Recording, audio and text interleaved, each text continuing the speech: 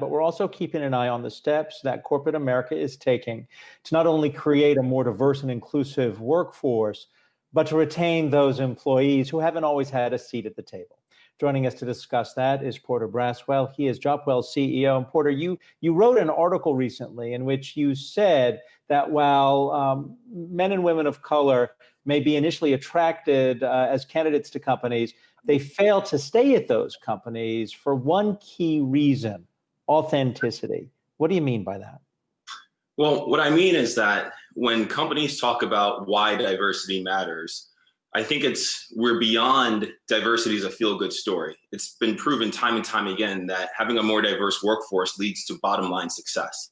And so the reason why diversity leads to bottom line success is because people can bring their differences, their experiences, their context to a table where they can look at problems in different ways and then collectively come up with the best solutions. But in order for somebody to feel comfortable to do that, they have to be able to bring their authentic selves to work.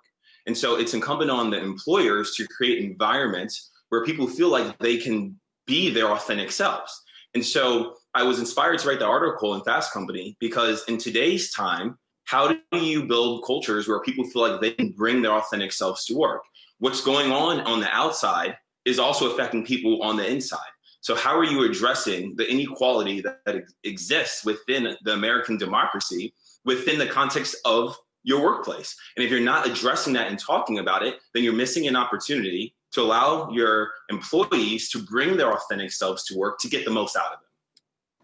Porter, we've heard a lot of companies over the last several weeks come out and commit themselves to diversity. And yet this is something that we've heard before without a lot of movement. So you look at big tech companies, for example, they started releasing these diversity reports back in 2014. You look at where they stand today. Sure, it's a little more diverse, but it's definitely not on par with what represents where the U.S. workforce is today. So I'm wondering if you think there needs to be consequences in place as well, in addition to these markers these companies have set out, because there's got to be some pressure on the other end for these companies to move, right? Yeah, so I think there are a few things at play here. One is that this time it feels different. There's something different about what's going on in this country right now, where, again, it's no longer this feel-good story or blanket statements of what companies are going to do. I think white America is going to hold people accountable now. And I think before, there was that lack of accountability from the majority culture. And this time, allies are stepping up and saying, enough is enough. I'm going to be a part of the solution. So regardless if you're senior management or the most junior person within an organization, if you're from the majority group, we're seeing this wave of momentum saying, we're going to take action.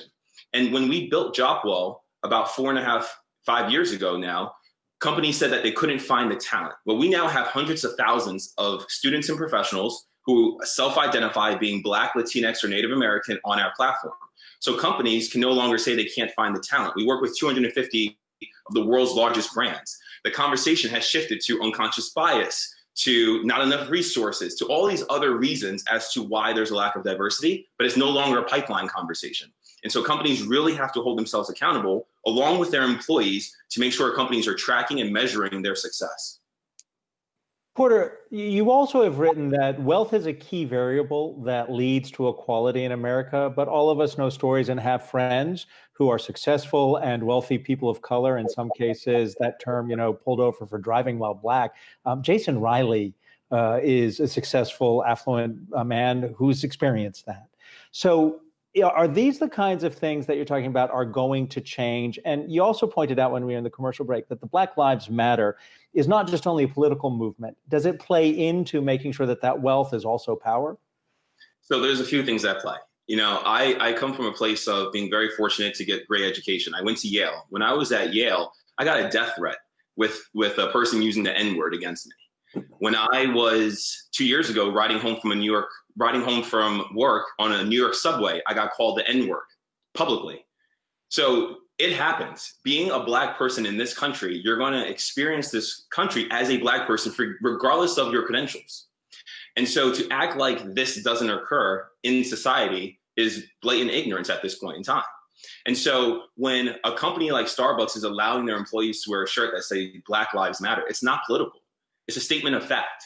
And in this environment, if you don't allow your employees, again, to protests in their way through leveraging the assets that come with a corporation. So in the case of Starbucks, being in a public space within a community where you should get to know your customers. And if you don't feel comfortable being able to join a movement that you are of a movement that you're a part of outside of work, then again, that there's a disconnect. And it's only when there's the full symmetry of a person can they bring their best self to work to best engage in that client when they come into Starbucks. So I think it's a fabulous and obvious move that Starbucks should be doing. And I think it's one that their employees are going to rally around. Porter Braswell, the CEO of Jopwell, good to see you. Thank you for joining us.